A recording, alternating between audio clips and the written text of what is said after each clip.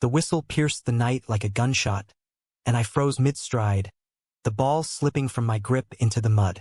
Coach's roar hit me harder than any tackle. "Cameron, you idiot. That's your third fumble tonight." But it wasn't the fumble that broke me. It was the way Connor's eyes met mine from the sideline, cold as the Ohio rain, whispering betrayal louder than any crowd.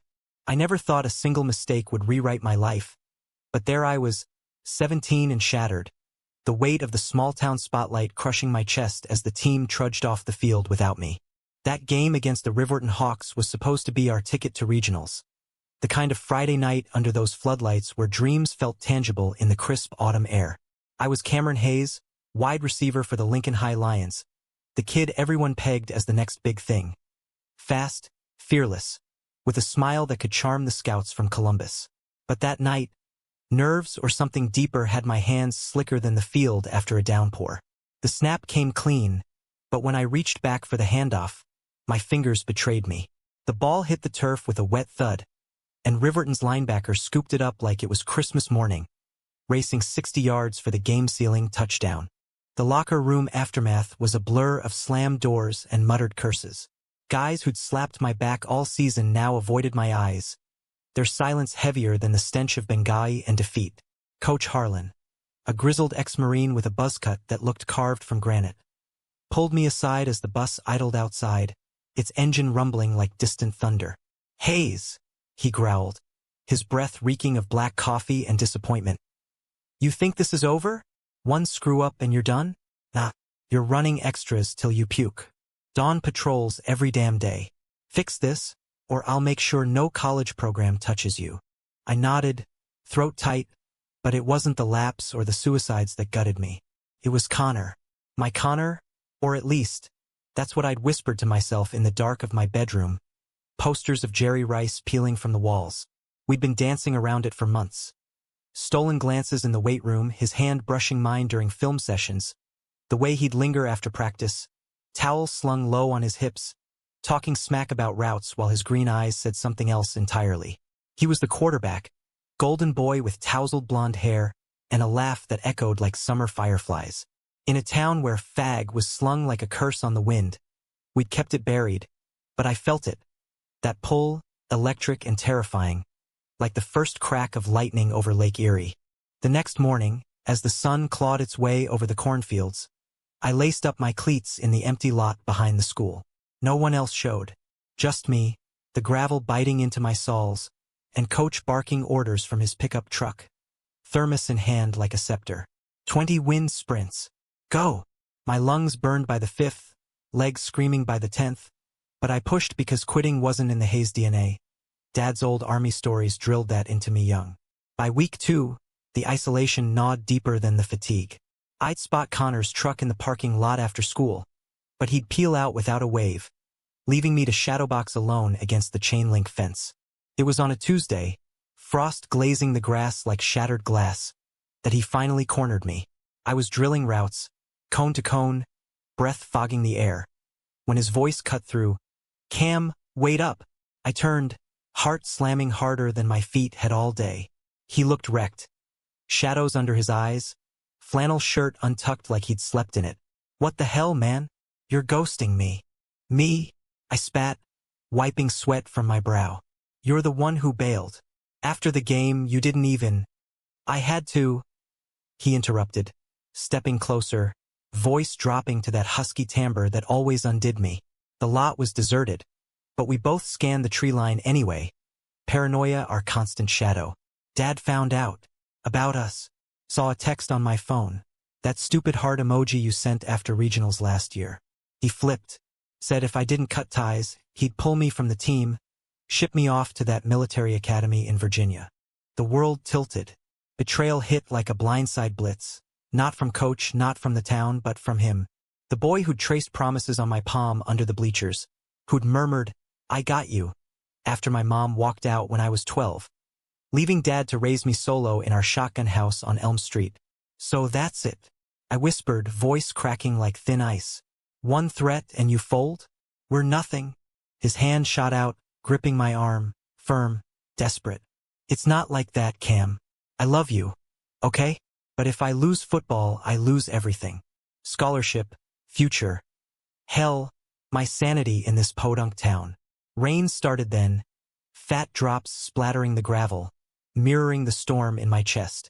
We stood there, soaked and silent, until he pulled me into a hug that felt like drowning. His lips brushed my temple, a ghost of a kiss, and for a moment, I let myself believe we could outrun it. But when he drove off, taillights fading into the gray, I knew. Love in Lincoln was a fragile thing, crushed under the weight of secrets. The extra training became my exile. Months blurred into a grind. Dawn runs turning to midnight lifts in the basement gym Dad rigged from old tractor parts. Coach pushed harder, sensing the fracture in me, yelling, "Dig deeper. Hayes, pain's your teacher." And it was. By spring, my 40-yard dash shaved 2 seconds. My routes crisp as fresh linen. But success tasted like ash without Connor. We'd nod in the halls, polite as strangers, while his girlfriend, that cheerleader with the fake laugh, draped herself over him at pep rallies. Each sighting was a knife twist, the what-ifs piling like unpaid bills. Summer brought scouts, buzzing like locusts to our tryouts. I poured everything into it, the betrayal fueling my fire, turning grief to grit. Connor threw lasers that day, his arm a cannon, but when it came time for one-on-ones, he hesitated on a deep post to me. The ball wobbled, incomplete, and I saw it in his face. Fear, not of the defender, but of us, of what a perfect catch might mean. I snatched the next one anyway, threading the needle over 2 DBs, spiking it in the end zone with a roar that echoed off the bleachers. The scouts scribbled furiously. Coach clapped my shoulder, grunting approval. But as the crowd chanted, "Cam! Cam!" Connor's eyes locked on mine. Proud, pained, pleading. That fall, the offers rolled in Ohio State, Michigan, even a walk-on at Alabama. I chose an arbor, far enough to breathe, close enough to feel the Midwest pulse. Dad drove me up, his calloused hands white-knuckled on the wheel, pride swelling in his silence. "You earned this, son," he said at drop-off, hugging me fierce outside the dorms. No mention of Mom, no lectures on the path not taken. Just that quiet faith that had carried us through lean years and colder nights. College was reinvention. The Wolverines program was a machine, weights that clanked like thunder, film rooms humming with strategy. But the real shift was internal. No more hiding. I came out sophomore year, after a game against Penn State where I hauled in a 60-yard bomb for the win. Teammates toasted me in the locker room. A couple even shared their own stories, voices low but steady. It wasn't parades and rainbows. A few whispers, one ugly email from a booster, but it was freedom, sharp and sweet. Connor, he stayed in state, Ohio State Buckeyes, living the dream we'd sketched on napkins at the diner. I followed his highlights obsessively at first, Heisman watch lists, that chiseled jaw on ESPN tickers. Then radio silence. Until junior year when fate or karma slung us back together at the Big Ten championship in Indy. Halftime, score tied, and there he was in the tunnel, scarlet jersey slung over his shoulder, looking every bit the star but hollowed out, like wind had carved canyons in his cheeks. "Cam," he breathed, like my name was oxygen. We crashed into a supply closet, the roar of the crowd muffled through cinderblock walls. No words at first, just his forehead against mine, breaths sinking like old times. I was wrong. Every day without you killed me. Turns out, the academy threat was a bluff. His dad softened after a heart scare, but Connor's pride had chained him longer. The girlfriend? A shield, discarded last spring. I threw that pass away on purpose, back at tryouts. Couldn't risk pulling you back in. Rage and relief warred in me. A tempest. "You broke us, Con." "For what?" "A shot at glory." He flinched but didn't look away. "For survival. But I see it now, you're the glory." Halftime ended too soon. We parted with a promise, coffee after, if we both won our halves. We did. Ohio State edged us in overtime, but I had 180 yards, 2 scores. Post-game presser, cameras flashing like strobe lights. Connor slipped me his number on a torn program scrap. "Second chances?" It read. I pocketed it, heart hammering. What followed was a slow rebuild, stitched across state lines and stolen weekends. drives down I-75, blaring Springsteen, talking through the wreckage. His guilt, my scars. We weren't kids anymore. I was a projected first-rounder, he the face of the draft. But love, real love, isn't stadium-sized. It's the quiet admissions in Waffle House booths at 2 a.m., hands intertwined under the table, dreaming beyond the gridiron. The climax hit draft night, 2026, in that glitzy Detroit theater. Suits and spotlights, families in the wings. Connor went third overall to the Lions, poetic, him coming home to Michigan. I waited, sweat beading under my collar, the room's energy crackling like static.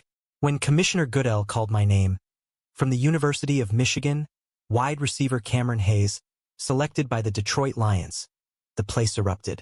But it was Connor, bolting from his seat 2 rows up, wrapping me in a bear hug that blurred the cameras, his whisper fierce. We did it, together. Not everyone cheered. Backlash brewed online. Trolls dredging small-town dirt, whispers of agenda from the old guard. A sponsor pulled from my camp. Dad fielded calls from reporters sniffing for scandal. Betrayal's echo amplified. Connor faced it too. His agents panic, Dad's gruff, handle it like men. But we stood firm, issuing a joint statement. Football taught U.S. resilience. Love teaches us truth.